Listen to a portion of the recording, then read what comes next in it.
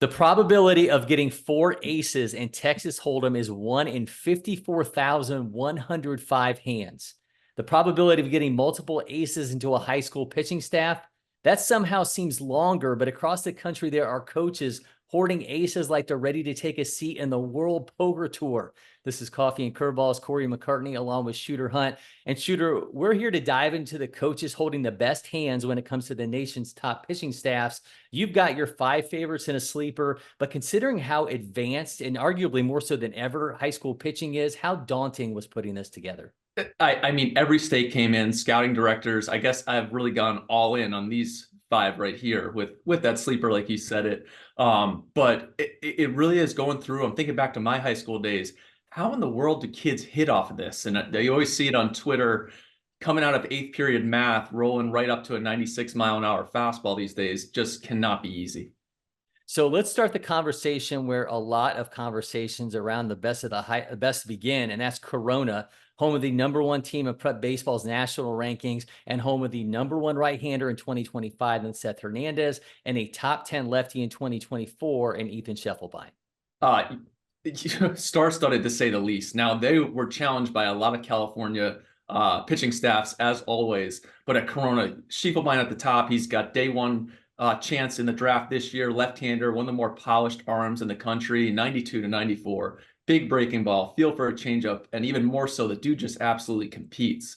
Then you got Seth Hernandez, who's just a dynamic athlete, going to be tickling triple digits this summer, 3 pitches for a strike, the #1 arm in the 25 class. Shoot, he would challenge guys in the 24 class right now, probably be the #1 guy there as well.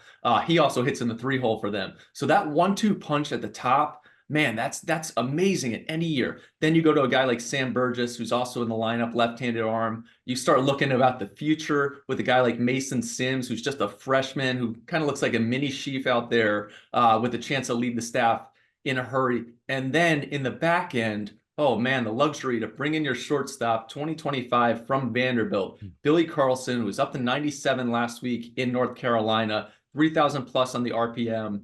Dude just absolutely competes. Man, it's just a luxury to have all those dudes. Yeah, and it was all on display in the National High School Invitational in Cary, North Carolina. As you mentioned last week, Corona was crowned champs, and Hernandez, by the way, was named MVP. Down in Texas, Hebron has an embarrassment of riches, and they're all 2025 righties and LSU commit Marcos Paz, Houston-bound Ethan Hunt, and Florida recruit MJ Seau. Again, we got to go to Texas because that state playoff is so long, so daunting. You got to have those horses at the front. And Paz might be the most polished guy in the country. He could step off the high school diamond, go right into pro ball, give you 4 or 5 innings out there, just be with the 3-pitch mix, comes out so easy. Bigger, lower half. You said it, LSU recruit. He's going to be one of the preeminent arms in this 25 class. Then Ethan Hunt, Mr. Mission Impossible himself there. He's up into the low 90s with a really good changeup. The frame projects. I think he's got a high ceiling. And then Minjay Seau, who is just another ultra competitive kid, gonna hop out there, can get those swings and misses. He can come in late. When you have 3 arms like that, especially if you start going in those 1-game series, win that first one, put some pressure on some guys. Hebron's gonna be a school to look at, although there's a lot in the state of Texas. Well, the Seau family could have an argument for its own place in this list. You got MJ, brother MJ, who's now at LSU. Down here in Georgia, Brookwood has a rotation that I threw at you when we kind of planted the seeds for this list. I mean, this is all flamethrowers. You got Jackson Barbary, Florida signee, who's topping out at 97. Georgia recruit Charlie Foster is up to 90 from the left side. Auburn-bound Clinton Harris inching towards triple digits. And that's just the beginning. Yeah, and you talk about Barbary's made that jump. He's one of the younger guys in this 24 class. The state of Georgia's been looking for who's going to go up there and grab that helium. It has a chance to be Jackson Barbary at this point.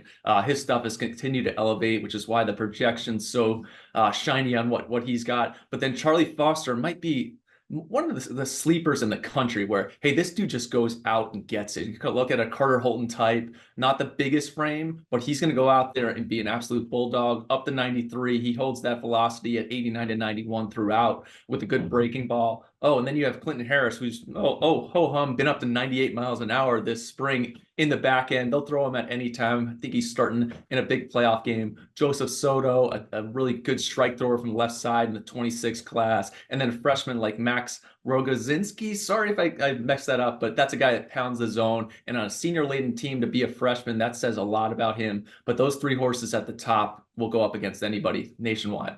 And this is a group that's getting no hitters in bunches. They've already tossed 3. Foster's in on 2 of them. Barbary Ooh. throwing one of his own. So it's just absolutely insane. In Oklahoma, Owasso is putting the future of the Arkansas Razorbacks program on full display. You've got 2024 lefties Jackson Farrell and Luke Williams, both top 10 players in the state. Righty Cooper Oswich, a 2025. They're all Razorback recruits. And it goes deeper than that with some uncommitted arms as well. Yeah, if guys are going to Arkansas, they must be pretty good arms, right? But Jackson Farrell, Luke Williams at the top. When you have 2 southpaws like that and go out there and pound the zone, real pitchability, especially a Farrell, who at top, the velocity is not elite upper 90s stuff, but this dude knows how to pitch. Will go in and out. He's going to frustrate guys. All of a sudden, the opposing coach is looking up, and it's the 6th, 7th inning. Luke Williams, who's caught some helium throughout this spring, his velocity has continued to climb. It's a dynamic 1-2 punch. You got Cooper Ranallo, a lefty in the 2026 class, who's outstanding. Cooper Auschwitz, who was a former future gamer. He's another Arkansas recruit. Jaden Gustafson, a right-hander in the 25 class. Caden Schroyer. They do give you different looks where some guys have those big high-spin breaking balls. They're going to come in featuring that over the fastball. So a lot that Owasso can do, and Owasso's no stranger to the limelight. That's a national program that's impacting state championships on a regular basis. So we started with Corona, and another team that has sat atop the national top 50 is pitching rich as well as Catholic. The Baton Rouge institution comes at you with a group headlined by LSU-bound William Schmidt and his near triple-digit fastball. Oh, and he just threw a complete game no-hitter with 14 strikeouts. Yeah, you said at the top, an institution. Catholic just rolls out absolute dudes right there in the shadows of LSU. They have a lot of big-time talent. Will Schmidt's the guy this year. It's the best breaking ball in the class, best secondary pitch in the country, 3,200 RPMs. It's just an absolute banger to have that tunneling off a 99-mile-an-hour fastball.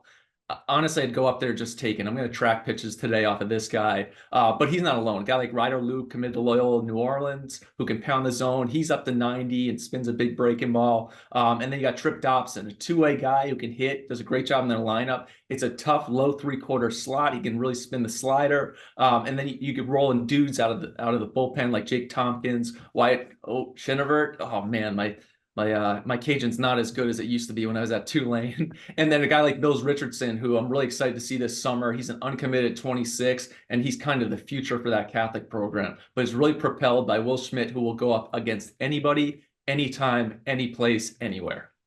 I teased a sleeper rotation, and you've got one in Middleton out of Idaho. And Shooter, the Gem State gets lost in the shuffle, and that kind of makes it the perfect place to mine for a gem. Idaho has not had a top 100 prospect in the last 15 years, has had one player drafted higher than the 10th round since 2000. But there's a lot to like here with the Vikings, including 3 Division I commits. Absolutely. Dax Whitney's probably a big draft name coming out of Idaho this year, another big right-hander. But looking at this particular pitching staff, Idaho, Trayton Swigert, a Portland commit. Portland's challenging for a big WAC title right now. They've done an outstanding job. He's 87 to 89 with plus off speed. He's been 3-0 his last 3 starts with 36 punchies, no walks. Woo! This guy's pounding the zone.